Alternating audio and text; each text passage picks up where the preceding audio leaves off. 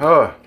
What's poppin', T-subs and squads? So, girl, listen, I finally got my life in order enough to where I felt like I wanted to get on camera in some type of capacity and give y'all this Real Housewives of Salt Lake City, Season 1, Episode 6, Sundance City review.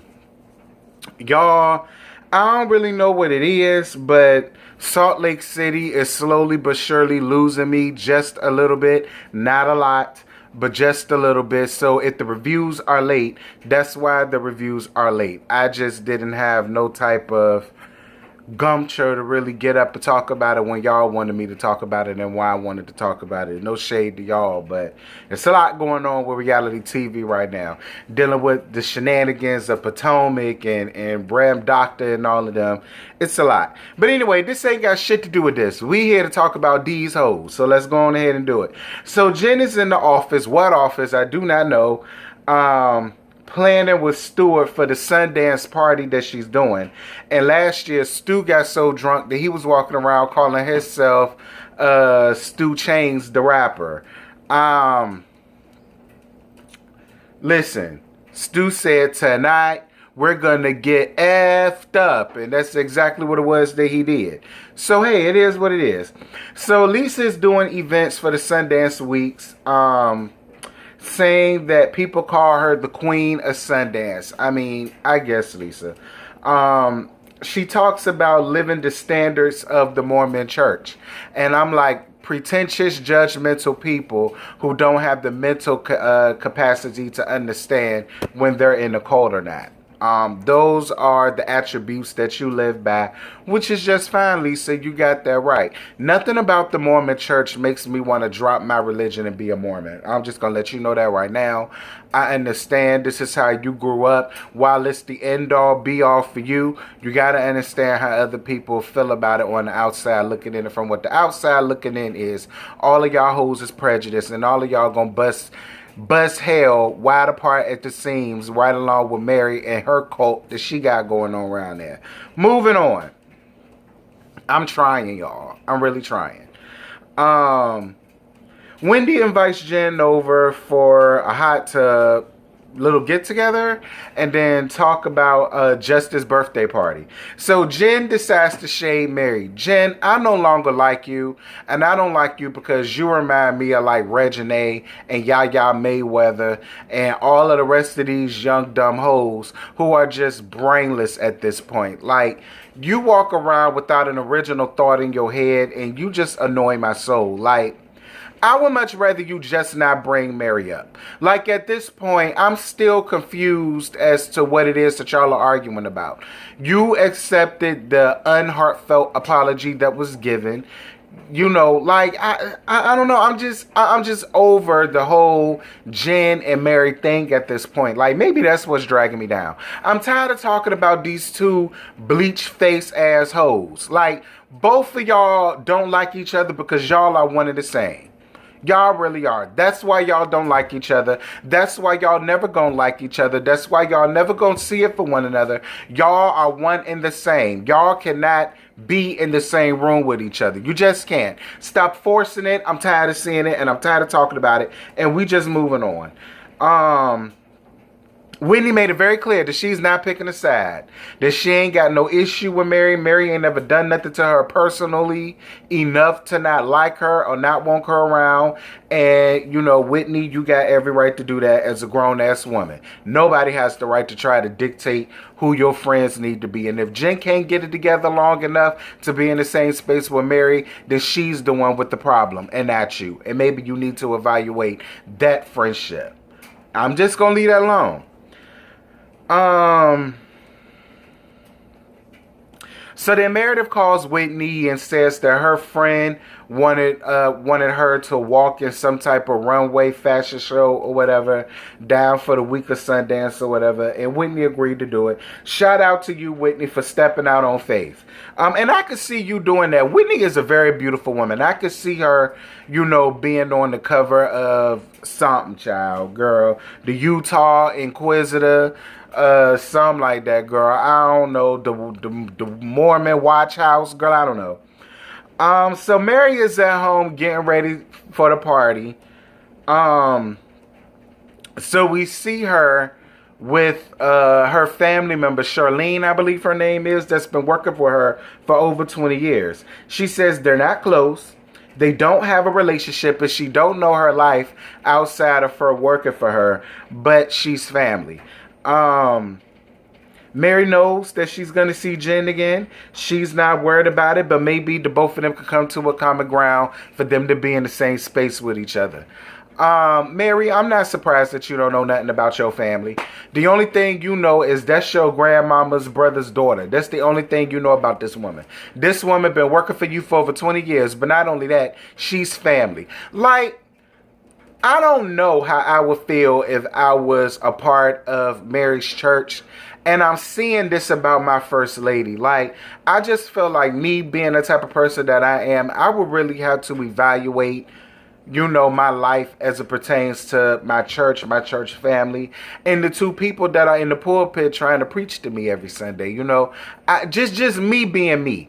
I'm not trying to put nothing on nobody that's not there. If y'all don't have an issue with the way that y'all first lady is conducting herself up here up on this thing, that is y'all choice. That is y'all prerogative, Bobby Brown. But I'm only speaking for me. If it was me, I would have an issue with it. But whatever, moving on. So, you know, they have a party bus. Whitney did a party bus for her husband, and Jen was invited, and Heather was invited, I believe, as well. And the party bus looked like a lot of fun. You know, Whitney showed us exactly how she got that woman's husband by slanging her titties all in his face and, you know, all of the rest of that stuff that those harlots do to get your man. But it worked because she got her man and she had him for 15 years. So I ain't got nothing bad to say about it, Whitney. Do your thing, your thing. Go home, Whitney. Do your thing, your thing. Mary comes over to talk to Jen and clear the air. And then they talked about what happened down to Mary's event. And Mary tells her that she heard that she called her a grandfather mother effer. And that's why she kind of went off on her the way that she did down to her thing. But then Jen starts to backpedal the coochie pop in the handstand, saying that she ain't saying nothing. Jen, you a lie. Although you was drunk, a drunk head speaks a very sober mind, and I'm more than sure you remember word for word verbatim what you said. Now, you tried to clean it up by saying, well, I wouldn't say that, but if I said it to somebody else, then it is what it is. Stop playing on my intelligence, Jen. Listen, you're not good at it. Stop trying to play on my intelligence. You was a scary ass bitch, and I hate that. If you did it, say you did it. If you said it, say you said it. The same way she had no problems with saying, ew, you smell like a hospital, you should have had no problems with saying, yeah, I called you a grandfather mother effer. I mean, that's what you are. That's what you doing. That's what you is. Where's the reading at? So then Mary says she's fake and she's done with her. But I feel like this. Fake hoes do fake shit with fake bitches. And that's why both of y'all can't be around each other, because both of y'all are fake. Both of y'all are phony. Both of y'all are frauds. Both of y'all are the skin bleaching sisters. And I don't see it for neither one of y'all hoes. Moving on. So Brooks and Meredith talk about him having his first fashion show down at Park City. And he's not happy that Seth or Chloe isn't going to be there. Well, I guess they know that this is only for you to be up on TV. Like, there's nothing about Brooks that ever makes me feel like he's one day going to be sitting next to Anna Wintour down to the Harper's Bazaar. Like, down to the New York Fashion Week. Like, nothing about Brooks shows me that. You know, so I guess maybe that's why they don't feel the need to come and show fake support for some shit that's fake.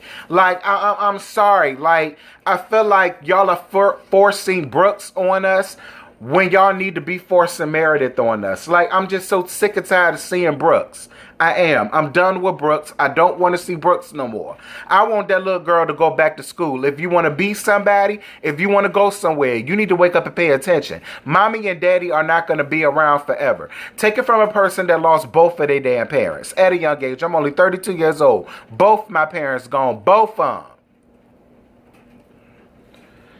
them. So then Lisa talks about during Sundance, she's not in mommy mode, she's in work mode, and when the only calls that she answers are work related. Other than that, the kids can fend for themselves. I've never been a mama, but if I do decide to be a mama, I will always be in mommy mode, whether I'm working or not. It only takes a couple of minutes just to check on your kids and make sure that they're good. They ate, they took their bath, they brushed their teeth, they washed between their ears, you gave them some melatonin. Oh, okay, good. Listen, that's a 2-minute conversation. Then you could get back to doing whatever that you was doing, but at least you can see and know and hear that your family is safe. Lisa, stop trying to act like you work so hard, because I just don't feel like you do. Moving on. So Whitney and Heather meet up at the bar to talk. Heather brings up being a Mormon and the whole drinking thing. She says most of the legislature that's down in Utah are Mormons. And so, they put things on drinking like, if you do have drinks and you're part of the Mormon church, it has to be watered down, or you can't have more than 2 drinks on the table. Stupid ass codism shit like that. I ain't got no time. So then Whitney feels like, no. Heather talks about choosing things over love and how she wasted 15 years of her life. Whitney feels like she's making excuses and she should put herself out there more, because eventually she's going to find what it is that she was looking for. I can appreciate the conversation that was had between Whitney and Heather, and I like the fact that neither one of them got offended by each other's differences. I'm glad that Heather didn't get offended by Whitney saying you're making excuses, you need to put yourself out there more. Like, they have a real friendship outside of this thing, and I can appreciate that. Then what I don't appreciate is the stunt that they're trying to pull with Heather. We're going to get to that in a minute. So it's the night of Jen's cousin's party. Jen's cousin is a filmmaker, and I guess he's going to do his film down to the Sundance Film Festival. I think. I don't know. He's doing a documentary about a local rap group that's a part of the minority, and basically they went into this spiel about how the minorities are looked down upon, or maybe they're the bottom of the barrel, dealing with Utah and Mormonism. Girl, I don't know. I didn't come up like that, thank God. But if that's what's going on around there in Utah, I think it is completely horrible, and y'all need to fix that. Heather says that she's looking for sex, but she's not looking for love. I mean, I guess, Heather, who isn't? So then this was the thing that kind of annoyed me. And that was to see Jen go talk to some random black guy. Talks to him about Heather. Then Heather comes over there, calling herself trying to flirt with the guy. So then the guy says, well, I need to get something up out of my car. And then he grabs Heather's hand, and then Heather leaves with him. Listen. We all have the right to decide who we like and who we love, who we want to lay down with. And I'm not here to put nothing on nobody that's not there. And I don't want to make this a racial thing. But I just found it funny, out of all the people in the room, you just had to pick the token black guy. And that's the person that's for Heather. Now he's going to leave Heather. So now the thing is, it's going to seem like the only thing that Heather seems to find attractive about black men is they dick. And how she doesn't mind smutting out black men, but she wants to be married and maintain this lifestyle, or Mormon type of lifestyle, or whatever it is that she wants to be, with a person of her complexion. And again, I'm not trying to make this a racial thing, and I'm not saying that that's what she's doing. Because is it so far-fetched to think that even though she's a white woman, she has a fetish for black guys? I don't really feel like there's anything wrong with that. We all have our own preferences and our own fetishes. We do. Maybe that's just what it is. Maybe she just believes in interracial relationships and she prefers to be with somebody that's not a Caucasian. It doesn't necessarily have to be a black man, but maybe in this instance, it was a black man. But maybe she like Hawaiian men. Maybe she like Chinese men. Maybe she like Vietnamese men. Maybe she like Asian men. You know, maybe she like Puerto Ricans. I don't know. Like, listen, I like Heather and I don't want to place nothing on Heather. All I'm saying is I see y'all. I see y'all. I hear y'all. And I'm just saying what everybody else is scared to say. Moving on. So it's the day of the fashion show with Brooks. And Brooks is 45 minutes late. And then Meredith is trying to say, oh, well, I'm trying to get him to understand responsibility, and you can't be late for your own fashion show. And listen, look, y'all, listen. That's the end of this thing. I want that little girl to go back to school, okay? Listen, you can't expect for somebody to take something serious that ain't real, okay? I.e. Giselle and her antics on Real Housewives of Potomac. You understand me? She can't give you emotions on something that's not real. Something that her heart isn't in. You understand me? And I'm trying to not make this about Giselle. I'm using that to make this my point. That little boy just wants to be on camera. And they're trying as hard as they can to make sense as to why we're seeing him. We don't want to see Brooks. We want to see Meredith. Meredith. I don't want to see Brooks no more. I don't care about his non-existent tracksuits that he running around here making. I don't give a damn about none of that. I don't give a damn about Brooks. I want to see Meredith. What does Meredith have going on? Let me see more of Meredith and Seth if you have to. I'm sick of seeing Brooks. I don't want to see Brooks. Brooks can't take nothing seriously because you can't take anything seriously that's just given to you. You didn't get that because people are beating down your box because they love your tracksuits so much and they just have to have it. No. This person know your mama. Your mama know that person. And your mama like, listen, this is something that my son want to do. Can you do me a solid for my son? Like, y'all, I'm gone. This is my review. Y'all drop down. Put it in the comments. Let's get the discussion popping. Let me know what y'all think about it. I'm getting off of here. I'm gone. Bye. What you're giving, that's how we live it. Don't be mad at the system. It's simply how we've existed. I hear a lot of people talking like they politicians and choose to be an accountant because it's safe in a business.